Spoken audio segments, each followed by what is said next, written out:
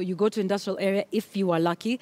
So I want us to take a look at some of those amounts on our super wall just now as we talk about it and ask whether these are the people who are being cushioned right now. Okay, so this is what, you know, a minimum wage earner would earn per day, 430 shillings, 89 cents, excuse me.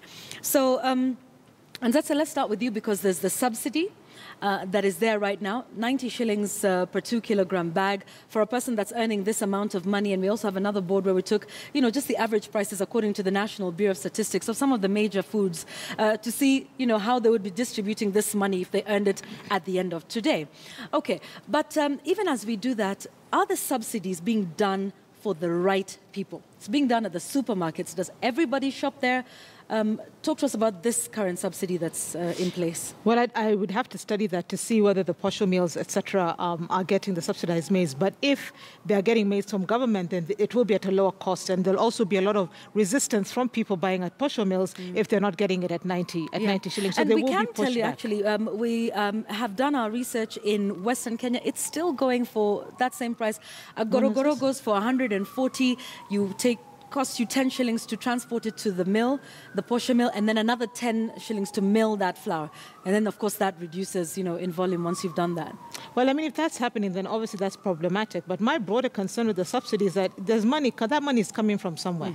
And which of the dockets that government has financed will be hit? Where is that money coming out of? It is unlikely to come out of things like security and infrastructure. So the broader concern I'm having is that we have a very short-term way of dealing with a very long-term issue that is going to have short and long-term problems because already government is overshooting on its borrowing already. And now we're subsidizing where we're taking money that we had planned to use on something else to deal with this emergency. So I think there are two things going on. If that subsidy is not hitting the right people, then that's a deeply problematic issue and that should be looked into. But I don't know how much can be done between now and August to make sure that even the poorest get that subsidy. And the second issue in terms of the medium to long term is how is our financial year going to be affected because of this, the billions that have been taken out of other parts of the budget to finance this. In a very simple way, and let's say, are we going to be paying for this in another way? Yes, we are. I mean, we're going to buy unga cheaply for now, but there'll be a shilling here, a shilling there. And this will come, I'm almost sure that this will come from domestic revenue. I don't think they're going to get into any borrowing to finance this. So we need to look at the elements of the budget that have been primarily financed by revenue generated by the government because that's where the money is coming out of. But I think the other issue that you're talking about in terms of 430 per day being minimum wage, I think that's pretty misleading because you have to remember that a lot of Kenyans sit in the informal economy and a lot of Kenyans are getting a lot less than that. Right. So even if you're getting 430 shillings a day, you're very lucky. Wow. You're well above the poverty line in this country, and you're actually starting to get into lower middle class status if you look at what the African Development Bank defines as lower middle class. Right. So I think we need to understand that 430 is very generous, to be perfectly frank with you, in this economy, but that there are millions of Kenyans that are not getting that money. Okay. That said, that minimum wage is still high from a global perspective. Okay. One of the problems that we're having as an economy, particularly trying to attract manufacturing into this country, is that our minimum wage is very high.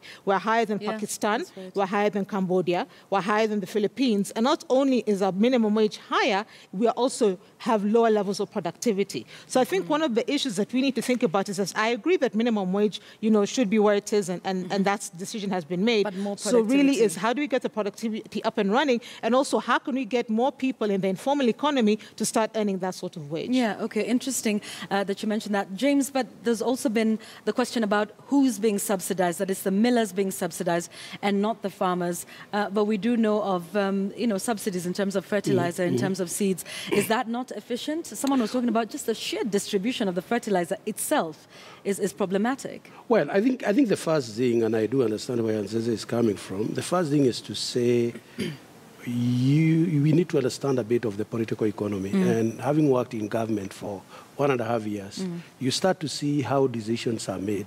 And sometimes decisions in a political environment are not made because they make economic sense. Sometimes they are made because they make political sense. Right. And here you are in an environment where the maize prices were shooting towards 200 shillings per 2 kg bag. And that in itself, forget about the fact that it's an election year, is not sustainable for somebody who is actually earning not 430. Because I agree with her entirely. The people earning 430 are very few. We know very well that even house helps are paid much less than the minimum wage. That's true. So, getting to 200 shillings per 2 kg bag, it was unsustainable. And therefore, any reasonable government, should have reacted in order to intervene and bring the price to a sustainable level. And I'm saying sustainable level. Okay. The question is, it goes to shifted maize meal, like you're saying. It goes to supermarkets. Right. It takes slightly longer because I do know that traders are also accessing this maize at 2,500. So it takes a bit of time to get to the posho. Unfortunately, those are the people that need it more than the guys who are buying from the supermarket. Right. But the first thing I want to say is that I think it is responsible for a government to bring down the food price because food prices cause riots. All right. Yes, they do. Now, I also want to add one more right thing. on that. But then it's going up until September. The rains are something else. They're not adequate. It's not raining where it should. I wanted to comment on that and say that we have gotten into a situation which will be very, very difficult for us to come out of within the next couple of months. Because if you see, the wrong rains have actually almost failed. The harvest this year is likely to be inadequate, considering also that we had armyworm. Okay, yes, that's right. So we've entered into a very, very precarious situation that we need to think about. Yes, I'm sorry to interrupt because we want to run a story just now, but the question, we want to come back and talk about solutions. So what happens post-September, when this subsidy will, now no longer be in and the rains are what they are. Just